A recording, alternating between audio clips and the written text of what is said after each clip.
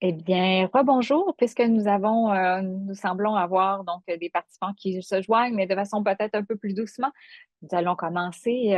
Bienvenue à tous et à toutes pour ce Midi Hermès, le premier de l'année 2025. C'est un plaisir de vous avoir avec nous pour ce Midi Hermès. Je crois que nous en sommes à la troisième ou la quatrième année de notre équipe. Ce Midi Hermès est toujours fait en collaboration avec l'Institut universitaire sur les dépendances. Et donc, c'est toujours un plaisir d'être avec vous. Comme vous le savez, si vous participez depuis quelques années à ces midi conférences, nous présentons des thématiques en lien avec les dépendances comportementales, donc qu'on parle de jeux d'hasard et d'argent ou de dépendance Internet. Et beaucoup de nos étudiants viennent présenter parce qu'en fait, ils ont été développés pour vous donner accès aux connaissances bien avant, donc je vous dirais en primeur, c'est-à-dire avant parfois que ce soit publié. Et c'est donc le cas aujourd'hui où nous avons Madame Catherine Lehmann, qui est doctorante, donc elle est inscrite au doctorat, mais elle va venir nous parler des travaux qu'elle a réalisés dans le cadre de sa maîtrise qui a été réalisée à l'Université de Sherbrooke dans le programme des sciences de la santé. Et elle était sous la supervision d'Andréane Légaré et de Eva Monson.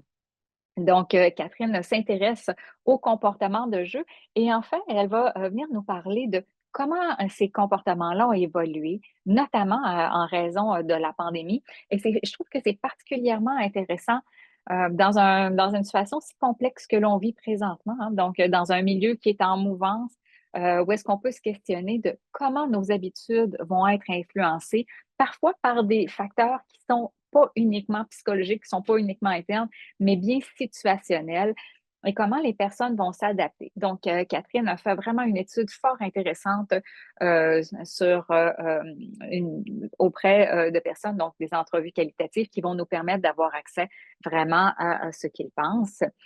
Comme vous le savez, peut-être pour ceux qui étaient là au tout début, qui ont peut-être vu le magnifique vidéo que Geneviève Fortin a créé, n'hésitez pas à poser des questions dans le chat ou à lever votre main ou aller encore dans questions dans le Q et R. Valérie Van Mouric, qui organise les Midi Hermès avec moi et moi, allons prendre le temps de répondre à vos questions directement ou sinon nous allons poser les questions à Catherine à la fin de ce webinaire. Peut-être avant de terminer et de laisser la parole à Catherine, pour tous ceux et celles qui peut-être aimeraient revoir, avoir accès aux chiffres, ce webinaire-là est enregistré. Il sera donc déposé sur le site de l'Institut universitaire ainsi que sur le site de l'équipe Hermès. Et vous aurez un résumé emporté dans quelques semaines. Nous allons laisser Catherine terminer sa session et en mai, lorsqu'elle aura quelques heures de libre, le résumé pour emporter sera déposé et l'article sera rédigé, donc on pourra vous en donner des nouvelles au cours des prochains mois. Donc, sans plus attendre, merci beaucoup, Catherine, d'avoir accepté d'être présente à ce Midi Hermès et à présenter tes données. Donc, la parole est à toi. Ben, merci beaucoup. Ce sera pas bien long. Je vais juste partager mon PowerPoint. Alors, est-ce qu'on voit bien? On peut me faire un petit signe de oui. On voit Super. très bien. Fantastique. Ben, merci beaucoup, Magali, pour cette introduction. Et puis, merci à Valérie là, pour son soutien et son aide. En fait, comme Magali l'a mentionné, ben, je m'appelle Catherine Lehmann. Et puis, ce que je vous présente aujourd'hui, ben, c'est les résultats de ma maîtrise.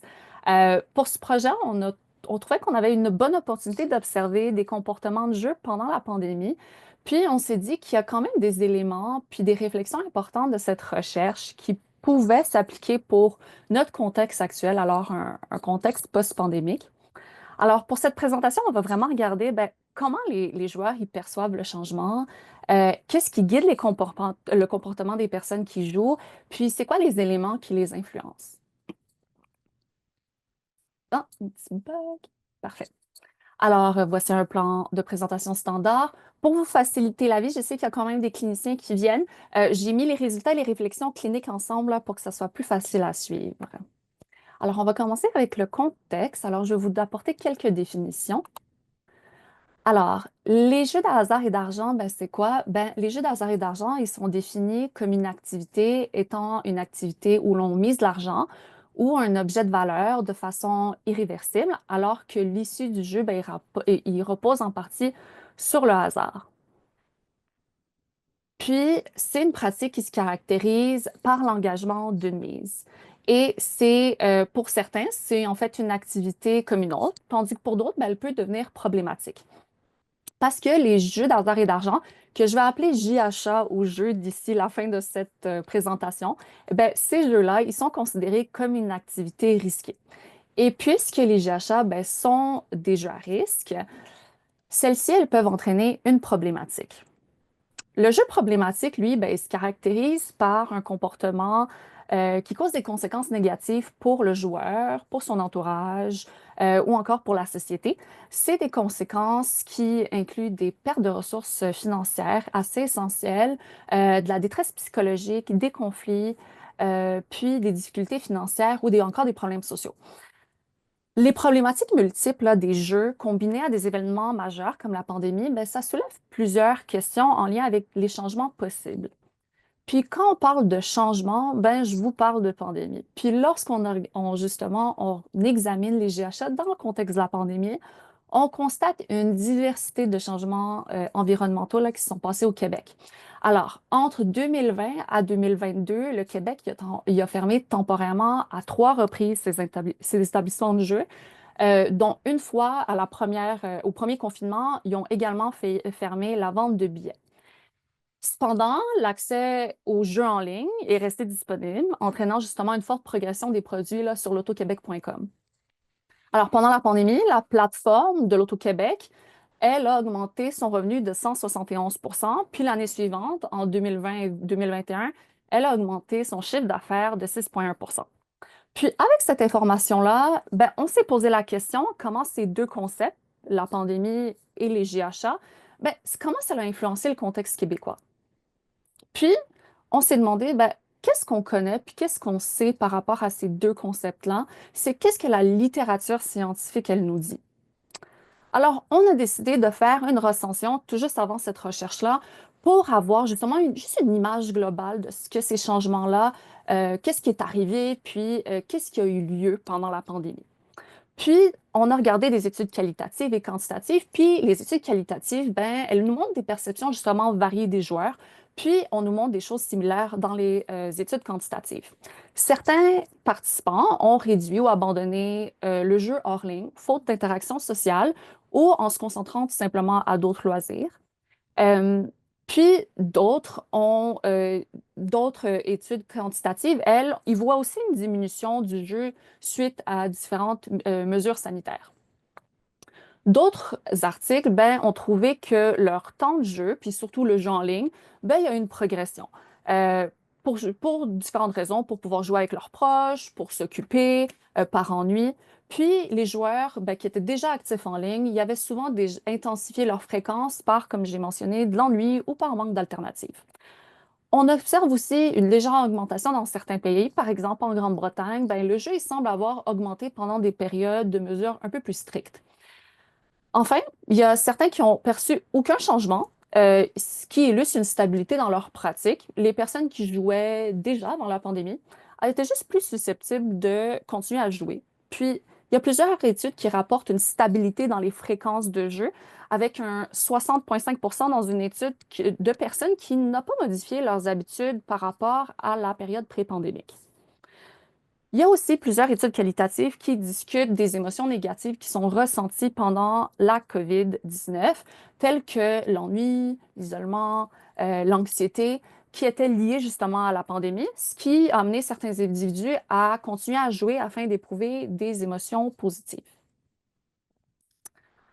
Puis, quand on regarde la globalité de ces constats-là, ben, il y a des choses qui manquent, en fait, puis que les études nous disent, c'est il y a peu d'effets à long terme sur la pandémie. On n'explore pas assez les expériences, puis on ne regarde pas l'impact des levées des mesures sanitaires là, sur la pandémie. Puis la majorité des études en ce moment, à ma connaissance, regardent seulement la première année de la pandémie.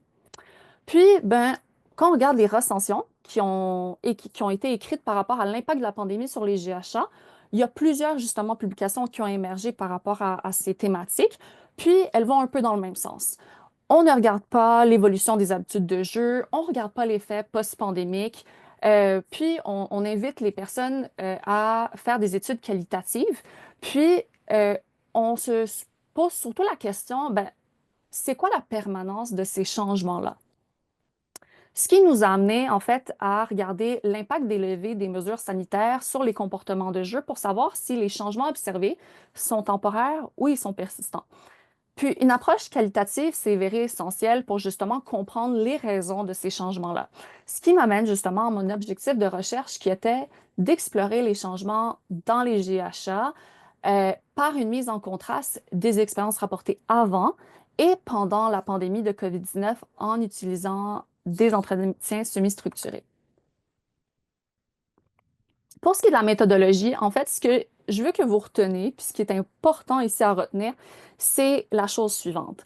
Cette étude, on a eu la chance de faire une collecte tout juste avant la pandémie. Alors, notre dernière entrevue, si je ne me trompe pas, c'était le 10 mars 2020, alors vraiment là, au port de la pandémie. Et puis, on a eu la chance de faire des entrevues de suivi avec le même échantillon 2 années par la suite. Alors, ensuite, après toutes que les mesures sanitaires là, se sont levées. Et puis, bien sûr, on n'avait pas prévu qu'il allait avoir une pandémie. C'est une étude qui s'inscrit dans un projet beaucoup plus large là, qui portait sur l'évolution des perceptions du jeu responsable. Puis pour ces analyses, ben, on s'est dit que j'allais me concentrer sur la première partie de ces entrevues-là, qui explorait les habitudes de jeu à l'entrevue 1, alors tout juste avant la pandémie, et en l'entrevue 2, alors 2 ans après, là, après toutes les levées des mesures sanitaires là, vers la fin 2022. Pour la collecte de données, ben, on a fait des entrevues qualitatives, on a rencontré des gens sur Teams ou par Zoom, on les a rencontrés par téléphone ou en personne. On a enregistré ces conversations-là, ces entrevues-là. On avait un guide d'entrevue, puis on avait une ligne du temps là, que vous voyez à l'écran. Je sais que ça, on voit pas beaucoup, très bien, mais en fait, ici, ça nous donnait vraiment cette ligne du temps. Elle nous aidait à structurer les décisions et à remettre les personnes un peu dans le bain de la pandémie pour les justement enrichir peut-être leur mémoire par rapport à leurs expériences. Puis par la suite, on leur a fait passer là, un questionnaire sociodémographique à la toute fin de l'entrevue. Pour le guide d'entrevue, on a posé 2 questions à nos participants. La première, c'était parlez-moi de vos expériences avec les JHA lors de ce confinement ou mesures sanitaires pendant la pandémie de COVID-19. Puis comment est-ce que votre expérience avec les JHA a-t-elle été influencée à la fin de ce confinement ou à la fin de cette mesure sanitaire? On a posé ces 2 questions-là pour chaque confinement et chaque changement sanitaire. Alors, pour le premier confinement, pour le deuxième confinement, pour l'instauration du passeport vaccinal et pour le troisième confinement. Et puis, on s'est retrouvé avec une totalité de 16 personnes. Alors, les entrevues de suivi, on s'est retrouvé avec 16 personnes qui ont décroché le téléphone et qui ont accepté là, notre invitation. Alors, c'est des participants qui ont participé à la première entrevue, qui est en 2020, et à une seconde entrevue qualitative qui a été réalisée en, justement, fin 2022. Puis, c'était des entrevues semi-structurées là, de 90 minutes. Sur les 16 participants, ben, on a une moyenne d'âge de 52 ans, le plus jeune ayant 25 ans, le plus vieux ayant 75 ans. On avait plus de hommes que de femmes. Et pour ce qui est de la sévérité ici, ben, quand je parle de sévérité, c'est vraiment, je fais référence à une échelle de sévérité là, qu'on utilise en recherche. Je sais que c'est pas la même en clinique. Puis, on a classé les participants ben, en fait, cette échelle-là, elle classe les participants en 4 catégories selon leur niveau de sévérité. Puis, en comparant à la première et à la deuxième entrevue, il y a une personne qui a vu sa sévérité augmenter en pensant à une catégorie plus élevée. Ensuite, on a 4 personnes qui ont changé de catégorie vers une catégorie plus faible. Puis, on a 11 personnes qui sont restées dans la même catégorie là, alors que la première entrevue. Puis, les occupations, ben, elles sont variées. On a des personnes qui sont au chômage, d'autres qui sont à la retraite, d'autres qui sont travailleurs en temps plein. Puis, des personnes qui sont à temps partiel, puis une qui a décidé de ne pas répondre. Mais qu'est-ce qui est particulier de cet échantillon-là? C'est en fait, c'est une caractéristique qui regroupe tout le monde, c'est que ils ont une méfiance à l'égard de la technologie qui se traduit par une forte réticence d'aller jouer en ligne, puis une grande hostilité là, à jouer en ligne. On a seulement environ, si je ne me trompe pas, environ 3 personnes qui vont tenter le jeu en ligne, mais il y a eu toute une démarche pour justement se retrouver, en fait, de finalement jouer en ligne en demandant à plusieurs personnes comment ça fonctionne, de vérifier s'il n'y a pas vraiment de fraude et tout ça. Puis, ce qui m'amène un peu à ma méthodologie. Le but, en fait, dans notre recherche, c'est que c'était essentiel pour cette recherche-là, pour nous, de capturer le changement dans le temps. Alors, dans ce temps-là, il faut utiliser des données d'une manière longitudinale. Puis, ce qui nous a amené à utiliser la méthode suivante qui s'appelle le Pattern Oriented Longitudinal Analysis, le POLA. Puis, c'est une méthode qui permet de conceptualiser des tendances en relation avec les changements au fil du temps. La première étape, ben, c'est une analyse thématique, puis elle nous sert à obtenir une compréhension vraiment globale des données en les structurant de manière cohérente. Ensuite, on a une deuxième étape du POLA qui consiste à créer des tendances individuelles pour chaque participant avec des thèmes ont été recueillis dans la première étape de l'analyse thématique. Puis, on se pose une question générale pour chacune de ces tendances-là. Alors, comment décrire l'expérience des JHA pour cette personne? Puis, on décide de faire un petit résumé descriptif pour chacun des temps. Alors, pour avant la pandémie, lors du premier confinement, du deuxième confinement, l'installation du passeport vaccinal et le troisième confinement, ce qui nous donne des petits résumés descriptifs pour chacun. Et par la suite, ça nous donne une tendance individuelle. On a une description là, qui nous sert à former cette tendance individuelle-là. Puis la dernière étape, on se retrouve avec 16 tendances qu'on va combiner pour justement trouver des tendances communes qui sont liées au changement. Ce qui nous a amené, en fait, à nos résultats et on est arrivé à trois types de changements. Alors, des réductions, des augmentations et des variations, des fluctuations. On va commencer avec ma première tendance, qui est la réduction des JHA. Comme vous le voyez à l'écran, la première tendance, les personnes, à la première entrevue comparativement à la deuxième, il n'y a pas eu grand changement dans les types de jeux joués. Lorsqu'on regarde, en fait, la perception des changements de ces personnes-là, ceci mentionne une réduction lors de la deuxième entrevue. Au temps 1, en fait, à la première entrevue, ils se considèrent comme des faibles consommateurs ou ils sont tout simplement déjà dans un processus de réduction déjà durant la pandémie. Puis, ils n'ont pas ressenti le besoin de compenser durant les confinements, ce qui démontre vraiment une continuité là, dans la réduction, puis en fait dans le but de réduire et de ne pas jouer. C'est des participants qui jouent juste quelques fois par année ou une fois par mois ou peut-être deux fois par mois. C'est vraiment à des moments précis. Alors, par exemple, c'est durant le temps des fêtes, c'est l'anniversaire d'une nièce, d'un neveu, d'un petit-fils. J'en ai entendu de toutes sortes. Et aussi quand le gros lot est à une somme spécifique. Alors, en bas de 20 millions, elle ne joue pas, ou en haut de 50 millions, il ne va pas aller jouer ou acheter un billet de l'autre.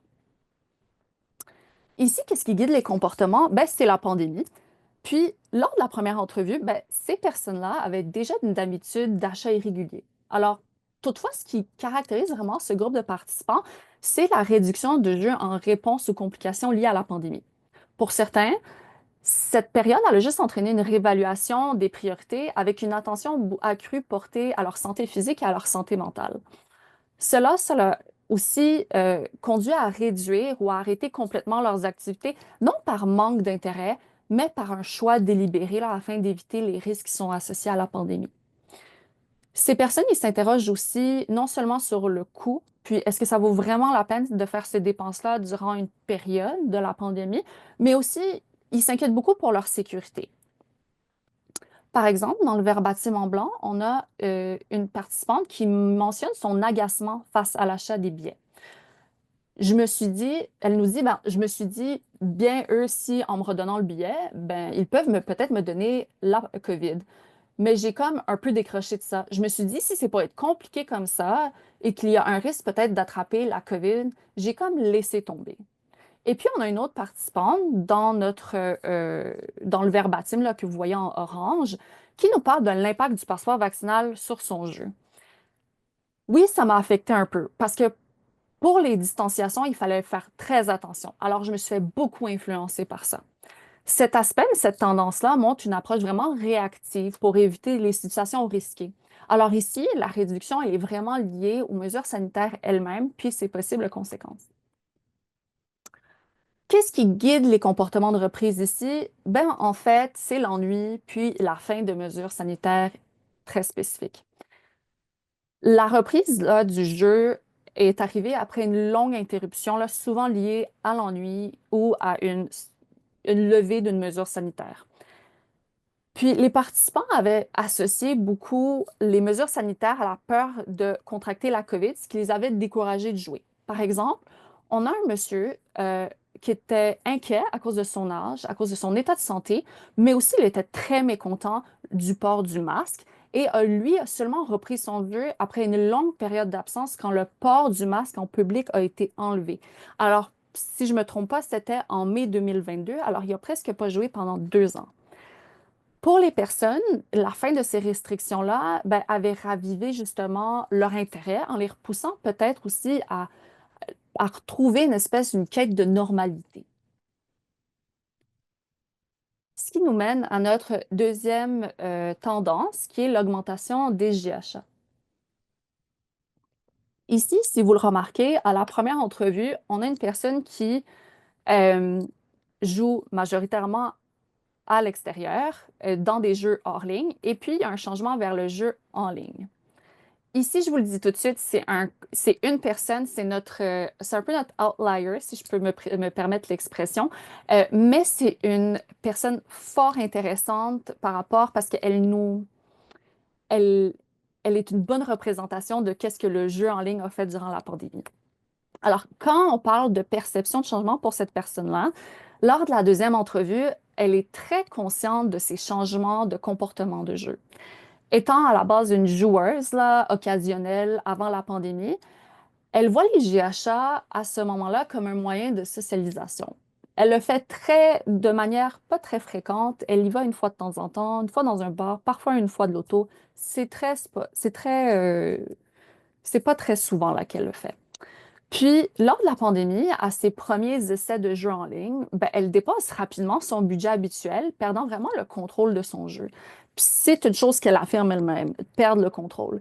Puis, elle réajuste ses limites après ses premières expériences de jeu, puis elle décide de se fixer des limites budgétaires avec l'aide de l'application là, de l'Auto-Québec pour contrôler ses dépenses. Malgré ça, ben, ses fréquences augmentent progressivement avec le temps, malgré les restrictions qu'elle s'est imposées. Ce qui l'amène à développer des stratégies supplémentaires à celles qu'elle avait utilisées avec l'Auto-Québec. Aussi, elle développe des fausses croyances telles comme ça va payer ou c'est une bonne journée aujourd'hui, ben, je vais être vraiment chanceuse. Ce qui est intéressant, c'est qu'à la première entrevue, elle observe avec étonnement le comportement de jeu de l'ami de sa mère. Elle le trouve excessif, puis elle le trouve incompréhensible. Pourtant, lors de la deuxième entrevue, elle nous mentionne à nouveau cet ami de sa mère, puis elle réalise que progressivement, qu'elle adopte les mêmes distorsions que elle. Elle prend conscience qu'il y a une évolution potentiellement à risque dans son comportement. Qu'est-ce qui la guide, elle, ici? Ben, en fait, on parle encore ici de pandémie qui a influencé son comportement, mais pour des manières vraiment différentes que la tendance précédente. Travaillant dans le milieu de la santé, elle fait souvent du temps double, ce qui lui amène des meilleures finances, alors qu'il lui permet de miser de plus grosses sommes. Toutefois, son travail, ben, il l'isole davantage. Elle a moins d'opportunités là, pour des loisirs ou à s'occuper à autre chose. Puis, il y a aussi peu d'alternatives là, de repos et pour se divertir. Avec la facilité de l'accès des JH1, ben, elle commence à jouer plus fréquemment en ligne, ce qui devient un moyen pour elle de relaxation. Puis, à la fin des confinements, ben, elle se retrouve avec une inquiétude face à son jeu. Elle nous dit, ça m'a fait la pandémie comme découvrir le jeu en ligne. Puis là, maintenant que c'est fini le confinement, ben, malheureusement, je connais encore ça. Bien qu'elle soit consciente des risques de l'évolution potentiellement dangereuse là, de son comportement, elle essaie de trouver un équilibre entre le plaisir de jouer, puis qui lui apporte en fait de la détente ici, puis une gestion attentive de ses finances et les possibles risques liés au jeu. Ce qui est particulièrement intéressant là, de cette personne-là, c'est comme je vous ai dit un petit peu plus tôt, c'est vraiment un profil typique là, d'une personne qui développe un jeu en ligne à risque. La recherche, ben, elle nous dit que le jeu en ligne, ben, ça constitue un facteur de risque. À cause de son accessibilité, il peut avoir justement contribué à une augmentation de la fréquence de jeu euh, de la participante, ce qui correspond vraiment aux études qui indiquent que de nombreux joueurs ils se sont tournés pendant la pandémie. Il y a des études qui parlent de comportement de substitution là, durant cette période-là, puis ils relèvent d'ailleurs que les joueurs qui avaient migré du jeu en présentiel vers un jeu en ligne présentaient un niveau plus élevé de jeu problématique que ceux qui n'ont jamais joué en ligne. Cette participante illustre également comment l'isolement peut entraîner une augmentation de ces comportements de jeu. Son travail, il l'isole. Elle dispose de peu de temps et d'opportunités pour d'autres activités et son isolement social lié à des situations personnelles et professionnelles l'a poussé à se tourner plus fréquemment vers le jeu en ligne qu'elle décrit comme une source de réconfort. Plusieurs études sur le jeu et sur le jeu en ligne puis le sentiment de solitude établissent un lien entre ces deux concepts. Ces deux concepts-là peuvent favoriser le développement là, de comportements d'un jeu plus à risque. Un autre élément intéressant, ben, c'est les fausses croyances là, qui ont augmenté entre la première entrevue et la deuxième entrevue. Ce point est particulièrement préoccupant parce qu'il y a des études là, longitudinales qui nous montrent que les fausses croyances, ben, c'est un facteur de risque qui augmente la probabilité de développer un jeu problématique. Puis, on a remarqué aussi une autre chose, c'est par rapport aux stratégies de réduction de jeu, que malgré que cette personne, elle a en fait utilisé les outils offerts par l'Auto-Québec, comme la limitation là, d'un montant d'argent joué par semaine ou encore la réduction là, de la fréquence de jeu, cette participante, elle doit quand même trouver des stratégies supplémentaires parce que ceux qui sont proposés par l'Auto-Québec, ben, ils ne suffisent pas. D'ailleurs, ben, la littérature, elle va un peu dans le même sens. Fixer une limite de temps ou s'attribuer un budget, ça semble pas être la stratégie la plus efficace parce qu'il y a des joueurs qui vont tout simplement compenser en jouant ailleurs, par exemple hors ligne, ou ils vont reporter leur mise là, pour le mois suivant. Ce qui m'amène à ma troisième et dernière tendance, les fluctuations puis les variations des JHA. Ici, on a deux sous-tendances, une qui s'appelle modification et adaptation, puis l'autre, lutte persistante avec amélioration épisodique. On va commencer par ceux qui ont modifié puis qui ont adapté leur comportement là, lors de la pandémie. Comme vous voyez, il y a quand même plus de jeux, on dirait, à la première entrevue qu'à la deuxième entrevue, ce qui nous laisse savoir que peut-être il y a une diminution. Mais ce qui est intéressant ici, c'est vraiment le but de cette présentation, c'est la perception du changement. Les participants dans cette tendance-là, ils se caractérisent par leur adaptation aux changements causés par la pandémie, puis comment ceux-ci sont pris pour y arriver. Je veux souligner que tous les participants disent que la pandémie n'a eu aucun impact sur leurs habitudes et leurs expériences liées au JHA. Pourtant, l'absence de changement, elle n'est que perçue, elle n'est pas nécessairement réelle lorsque ceux-ci décrivent leurs expériences. Ça peut être observé dans leurs efforts là, qui sont déployés pour maintenir leurs habitudes. Puis les participants ont été contraints justement de s'adapter, d'adapter leurs habitudes de jeu en fonction des nouvelles restrictions sanitaires, puis aussi par rapport à des situations de changement au niveau personnel. Certains y ont trouvé de nouvelles routines ou ils ont continué à jouer malgré les restrictions en utilisant justement des moyens alternatifs. Ici, qu'est-ce qui va guider le comportement? Ben, malgré le confinement, le maintien des comportements de jeu il a été facilité par des alternatives comme jouer en ligne ou augmenter ses dépenses dans un type de jeu ou compenser avec un autre type de jeu. Les participants y ont montré quand même une grande flexibilité en intégrant des nouvelles méthodes pour continuer à jouer, ce qui témoigne vraiment de leur persistance. Par exemple, nous avons certains participants qui ont décidé de jouer en ligne lors des confinements, puis d'autres qui ont décidé de donner des montants d'argent à leurs amis, à leurs colocataires, afin qu'ils puissent jouer pour eux. Et puis d'autres augmentent des dépenses dans d'autres jeux, comme les billets de loterie ou les gratteux, puisque les casinos ou les bars, là, leur endroit de prédilection, y étaient fermés. Pour vous donner un exemple un peu plus concret d'une personne qui s'adapte à la pandémie, on a le verbatim suivant. Je ne pouvais pas aller au casino, donc j'avais acheté un peu plus de billets de loterie, de 6,49, puis des gratteux, puis des fois, ben, j'allais sur des sites en ligne. Dans le verbatim suivant, on a un exemple de changement de comportement d'une participante qui nous soutient que son jeu n'a pas du tout changé lors de l'entièreté de l'entrevue. Elle nous parle de stabilité tout le long de l'entrevue. Puis celle-ci, comme on voit, ben, elle adopte des nouvelles habitudes. Elle achète plus, mais aussi elle commence à jouer en ligne, ce qui n'était pas une habitude à la première entrevue, puisque le casino, ben, son endroit de prédilection, ben, il était fermé pour jouer. Qu'est-ce qui guide ici les comportements de reprise de cette tendance-là? Ben, les joueurs, ils reprennent rapidement leurs habitudes sans qu'un élément précis ne les motive à rejouer comme avant la pandémie, là. Puis, plutôt, ici, c'est vraiment un ensemble de facteurs qui s'inscrit dans une logique de continuité. Avec un peu la fin des mesures sanitaires un peu plus strictes, ben, de nombreux participants ils ont rapidement retrouvé leurs habitudes de jeu d'avant la pandémie. Bien qu'il y en a qui ont testé le jeu en ligne, la majorité ils ont juste préféré revenir tout simplement à un jeu physique une fois que les restrictions étaient levées, témoignant justement d'une préférence marquée pour ce type d'environnement de jeu. Puis, cette reprise, ben, elle leur a permis de retrouver une certaine normalité puis de maintenir une continuité dans leur routine. Le jeu a joué un rôle d'évasion et de détente, ce qui est particulièrement dans un contexte où les autres formes de loisirs et de socialisation y étaient limitées. Comme on peut le voir dans le verbatim suivant, on a une personne qui nous dit, tu traites, tu penses rien qu'à ça. Il n'y a pas de souci, le jeu s'enlève beaucoup de stress puis des soucis aussi. Tu n'as pas le temps de penser à tes soucis, tu es pogné dans quelque chose que tu aimes. Le retour au jeu après la réouverture des casinos a aussi été motivé par un besoin là, de retrouver une stabilité puis de se reconnecter à une activité qui leur procurait du réconfort. Un des éléments là, qui nous a le plus surpris dans cette étude-là, ben, en fait, c'est que beaucoup de recherches auraient qualifié cette tendance de plutôt stable. Ce que, pour être franchement honnête, lors de notre première analyse, là, on a fait la même chose. On les a identifiés comme pourtant stables. Mais quand on observe vraiment plus précisément, on observe des variations, qu'il y a vraiment une dynamique de variation.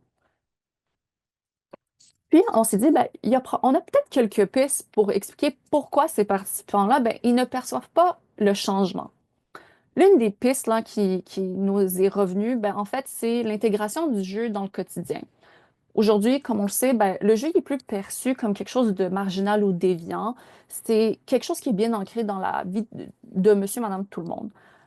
Puis cette normalisation, ben, elle influence directement la perception du jeu.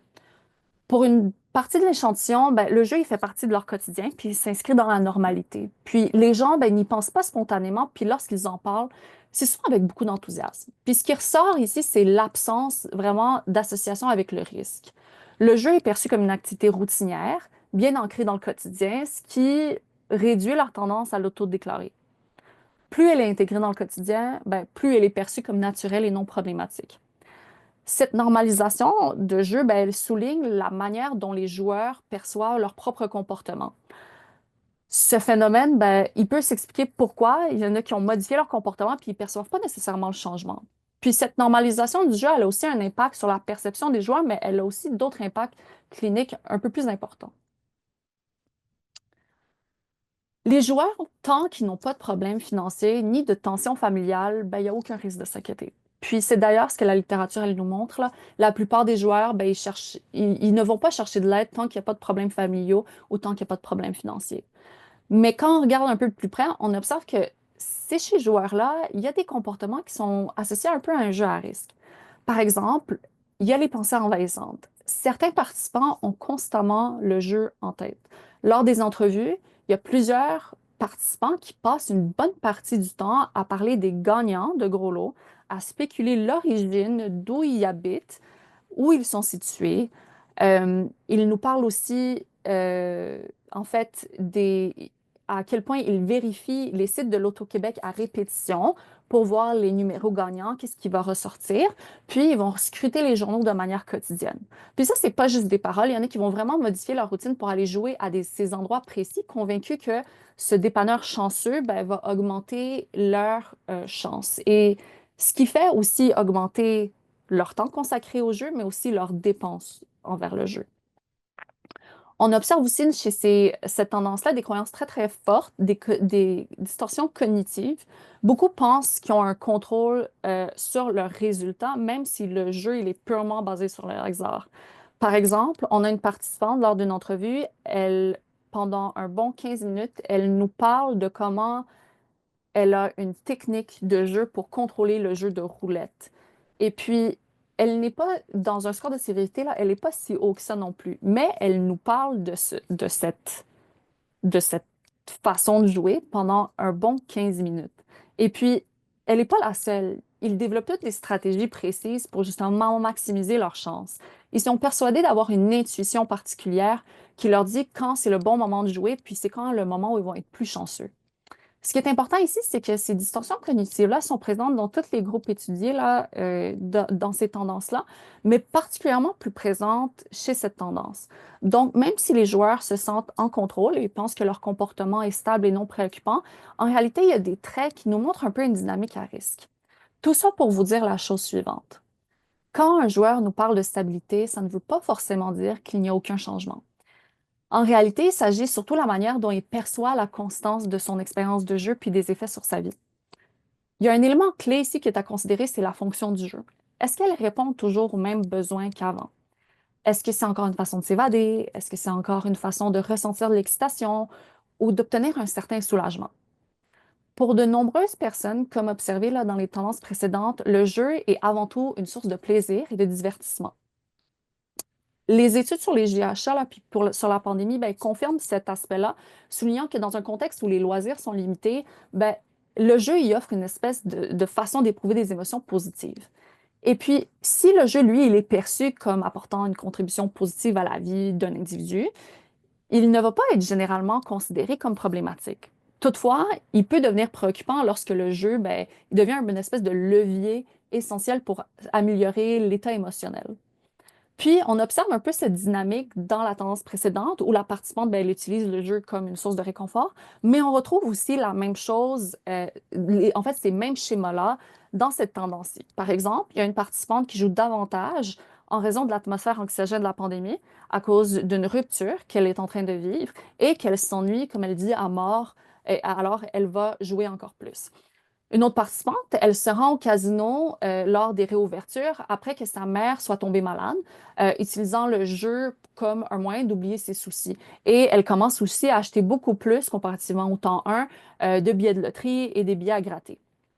Enfin, il y a une autre participante qui décrit le jeu comme un moyen d'évasion totale, affirmant qu'elle oublie tous ses problèmes lorsqu'elle joue.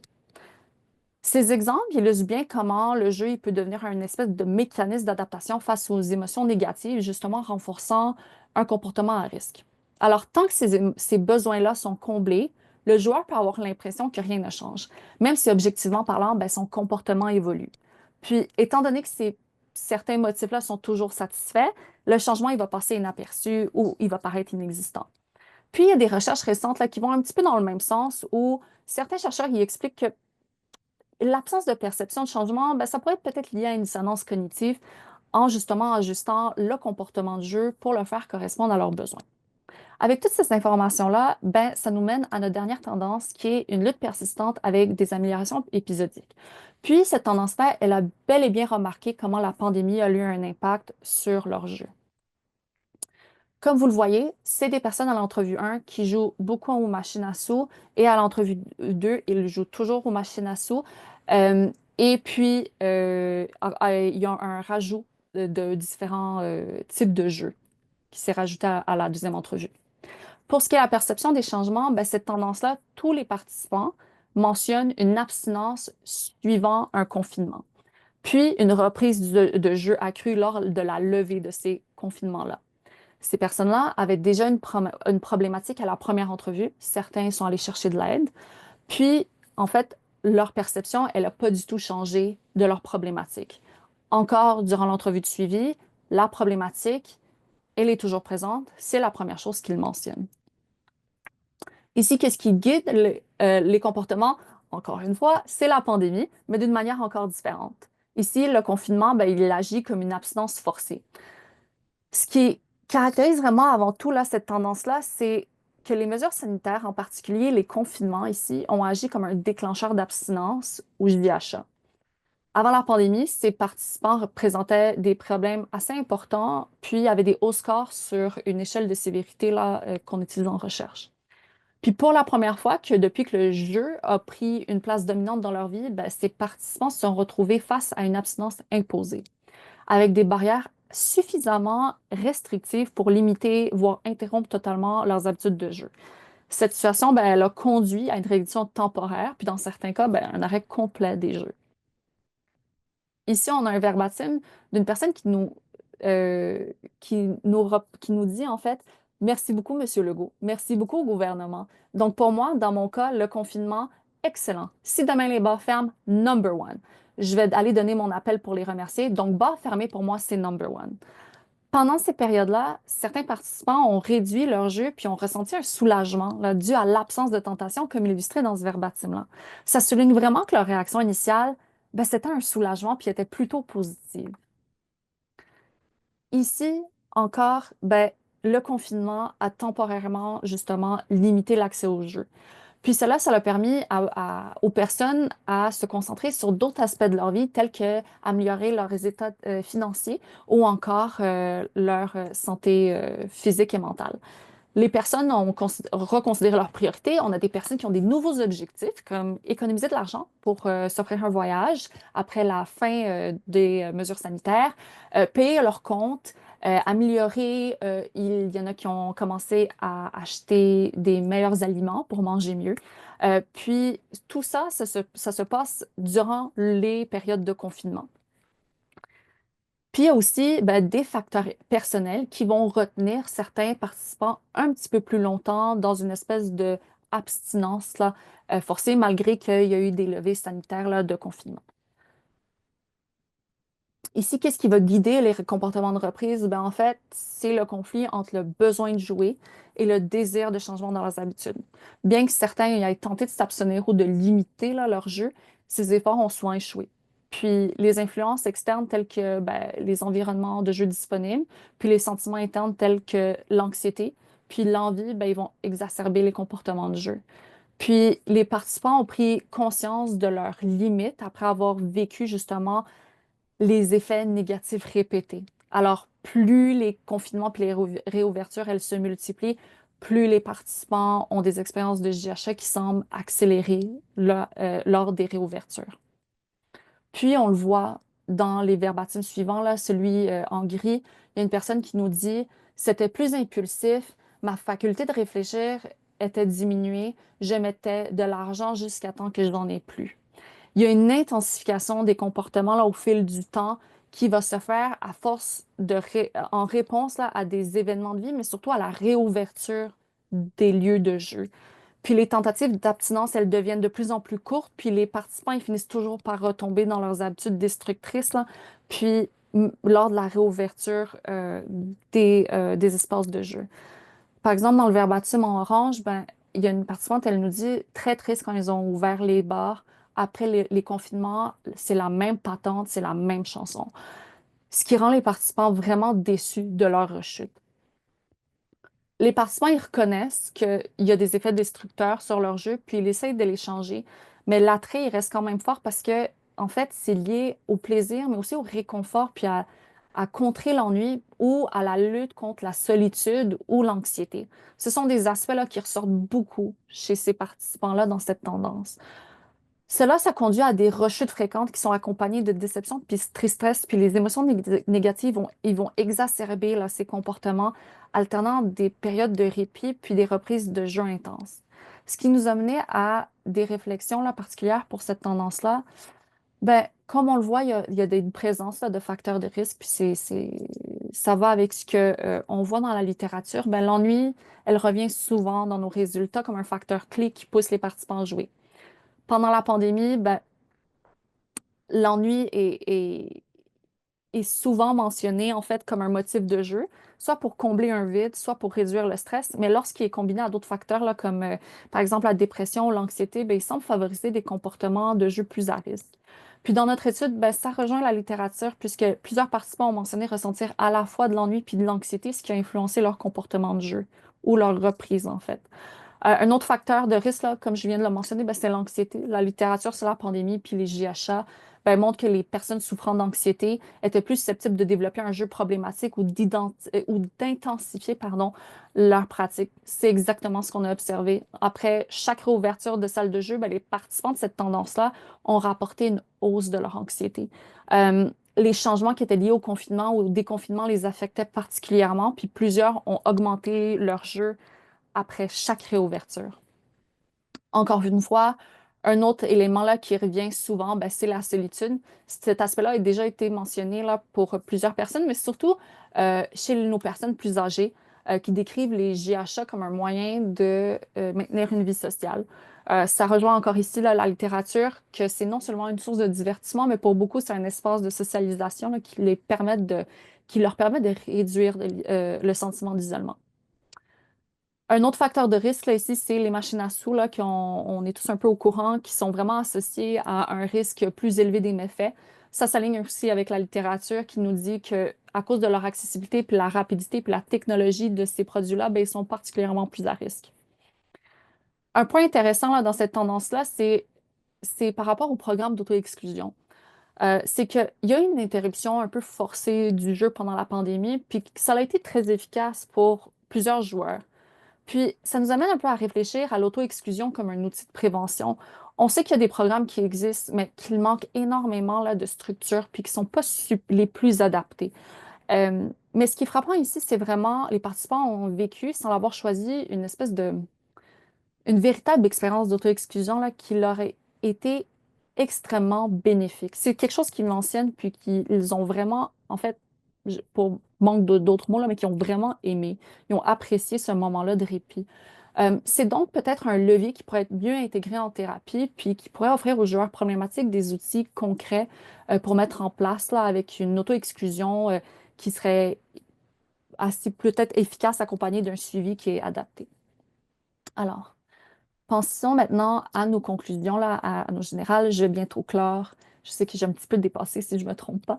Alors, avant toute chose, là, il s'agit de la première étude qualitative qui explore les changements dans les expériences de JHA là, à la pandémie de COVID-19 en utilisant une analyse un peu longitudinale. C'est également l'une des rares études qualitatives qui se concentre sur plusieurs périodes de la pandémie puis sur l'impact des levées des mesures sanitaires. Les trois tendances sont influencées par le contexte, qui est ici la pandémie, qui vont influencer indirectement les comportements et les expériences, en fait, directement les comportements et les expériences de jeu. Dans la littérature, on parle de stabilité, on parle d'augmentation, de diminution. Celles-ci sont assez bien documentées, puis ils reflètent un peu ce qu'on voit ici. Mais cette étude elle met une chose en lumière qui est notre point clé, c'est que la stabilité perçue peut masquer des changements latents.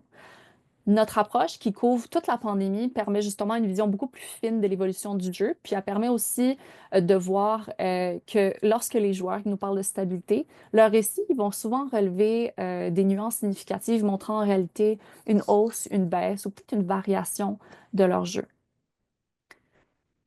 Mais encore ici, dans cette étude, au-delà des facteurs externes, c'est vraiment les motifs internes qui vont rester les éléments déterminants de comportement de jeu. Les changements là, observés montrent que ben, les joueurs en fait, utilisent souvent le jeu comme un moyen de réconfort dans un contexte d'instabilité. Pour plusieurs participants, il sert d'atténuer l'anxiété, tandis que pour d'autres, ben, c'est surtout pour atténuer l'ennui qui joue un rôle clé ici, où le jeu ben, il devient un moyen échappatoire à la monotonie. Les résultats de cette recherche-là, ben, elles soulignent en fait l'importance d'adopter une approche nuancée pour analyser le rapport du joueur au jeu. Comprendre comment il perçoit en fait la stabilité puis l'évolution de son comportement, ben, ça permet aussi d'identifier les transformations subtiles qui probablement resteraient invisibles ou inaperçues. Plutôt que peut-être de se fier à des indicateurs externes de risque, ben, il est quand même essentiel d'explorer la manière dont le joueur lui-même définit ou interprète son expérience, en tenant compte de les perceptions de changement, de comment il normalise son jeu ou comment il perçoit le risque, que dans ce moment-là, on va pouvoir avoir des meilleures évaluations, là, puis des meilleures stratégies pour évaluer les dynamiques de jeu, puis les ajuster, puis ajuster en fait des interventions en conséquence. Et puis, voici mes références. Et puis, je tiens à remercier tous les participants, puis les participantes pour leur confiance, puis leur récit. Ça m'a permis là, d'avoir un beau projet de maîtrise, puis je tiens beaucoup à les remercier. Et puis, je tiens à remercier aussi l'équipe de Hermès, puis l'équipe, ben, puis l'UID pour leur soutien, puis leur confiance pour cette présentation-là. Puis avant toute chose, ben, j'aimerais ça entendre ce que les cliniciens ont à dire. C'est quoi vos expériences cliniques, là? Moi, je suis intervenante psychosociale, mais pas du tout dans le milieu des dépendances. Alors pour moi, là, si vous me faites part de peut-être des expériences que vous avez eues, là, ça peut me donner des pistes de réflexion là, pour plus tard. Alors, je suis très ouverte, puis j'attends vos commentaires dans le chat. Merci beaucoup, Catherine, pour cette magnifique présentation. Peut-être que je vais t'inviter simplement à arrêter le partage. Parfait. Belle présentation hein, qui soulignait les enjeux qui nous amènent sur des pistes cliniques. Nous avons déjà deux belles questions, mais peut-être juste parce que je sais qu'il y a des cliniciens qui hein, ont déjà des rencontres à 13 heures et qui ont peut-être Ouais. 32 minutes. Je vais juste vous remercier beaucoup à tous et à toutes d'avoir été présents, mais nous restons encore pour une dizaine de minutes, mais si vous devez nous quitter, et juste pour vous dire qu'il y a d'autres présentations, il y a d'autres midi-hermès qui s'en viennent, notamment un avec les troubles TDAH et jeux vidéo. On va en avoir un aussi sur ce que vivent les parents d'enfants qui ont des problèmes de jeux vidéo. Puis on va en avoir un peut-être un troisième, même sur le TSA et la dépendance Internet. Donc, on vous tient au courant. Mais Catherine, on a une excellente question qui a été posée par Eve Côté qui nous dit, lors des entrevues qualitatives, avez-vous vérifié ce que les participants savaient sur le risque de dépendance lié au jeu?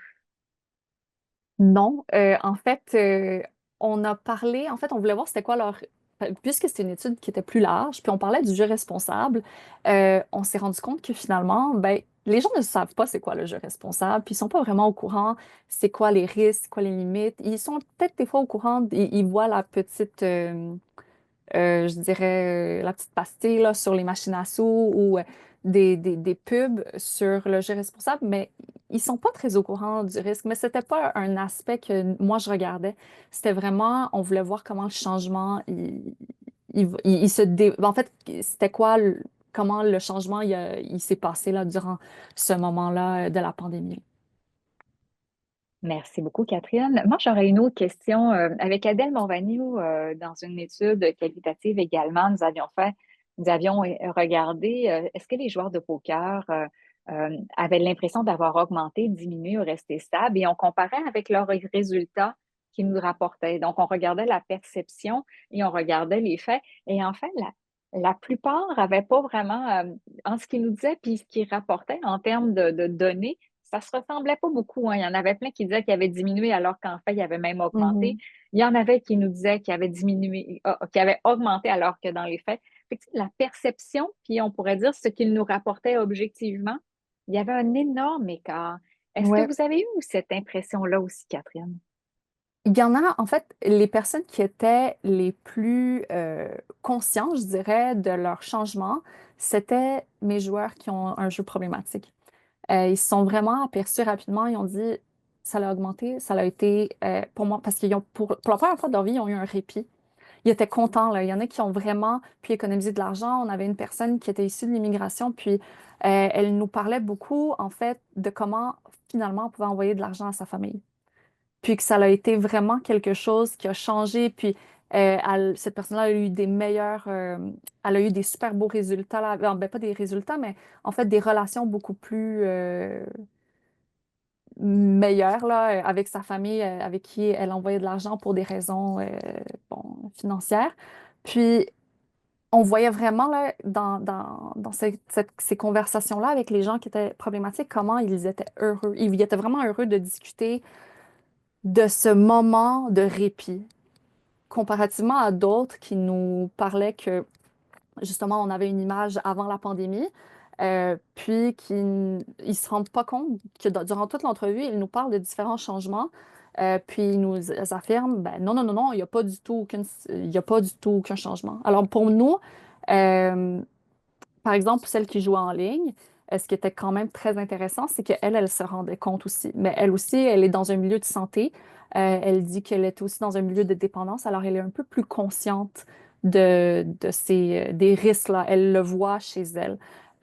Puis, ben, pour ceux qui ont réduit, ben, tu sais, c'est pas des grands joueurs. Puis, eux aussi avaient quand même assez raison, là. Ils ont dit, ben, tu sais, j'ai diminué pour X, Y raison. Puis, ils étaient assez conscients. Alors, la perception, elle est quand même là des personnes, ils le voient, le changement, mais on dirait que c'était vraiment des personnes qui, sur une échelle de sévérité, ils ne sont pas très hauts, mais quand ils nous parlent de jeu, quand ils ont un grand enthousiasme, euh, on se pose des questions.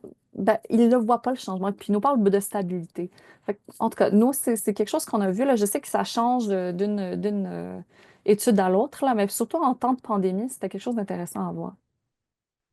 Merci, Catherine. En fait, ce que tu dis, c'est que les participants ont beaucoup documenté leur habitude par rapport au montant dépensé, hein. Ouais. Tu nous parles de quand ils voyaient un impact, quand il y avait plus d'argent, fait qu'ils avaient l'impression d'avoir diminué. Fait que c'est vraiment intéressant comment eux-mêmes monitorent un peu, Ouais. si je peux dire ainsi. Euh, et puis, la personne qui est en milieu de la santé, elle le monitore en disant, j'ai plus accès à de l'argent, je dépense plus. Parce qu'il y a quelque chose dans un jeu d'hasard et d'argent, où le mot argent est très significatif. Valérie, est-ce qu'on a le temps pour une dernière question? Ben oui, moi je pense qu'il y a une question justement qui va un petit peu dans le sens de ce qu'on vient de parler, tu sais. Une question de Youssef Halami, de dire que cet écart-là entre la perception et les données auto-rapportées, est-ce que ça parle d'une faille de nos outils de mesure ou d'une difficulté chez les personnes à s'auto-évaluer? Donc, est-ce que ça pourrait être une retombée clinique, justement, de dire est-ce qu'on devrait utiliser des outils de monitorage pour aider les gens à s'objectiver, par exemple? Je pense que c'est un peu des deux, là. Parce que nous, en fait, la première entrevue, on n'avait pas prévu qu'il y avait une pandémie. Et puis, on a parlé des expériences, on leur a demandé leur expérience de jeu. Fait que c'était des questions vraiment, ben, c'est quoi votre expérience de jeu aujourd'hui?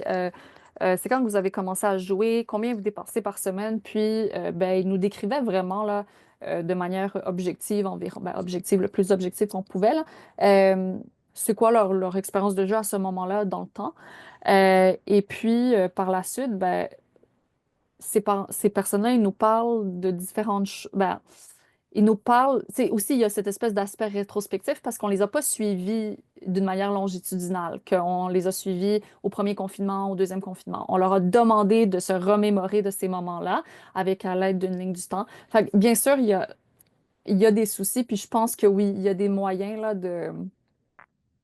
comme il a dit, là, avoir des échelles un peu plus objectives pour voir s'il y a un changement, puis le monitorer d'une manière constante pour voir, parce que les gens, ils s'en aperçoivent pas, là. Tu sais, si ça répond à un besoin ben, ça m'apporte du réconfort, ça atténue mon anxiété, ben, peut-être qu'ils vont pas le voir, le changement. Puis je pense que c'est là qui était quand même intéressant parce que ça répond de la même façon à quelque chose, un motif qui est à l'intérieur de eux, là.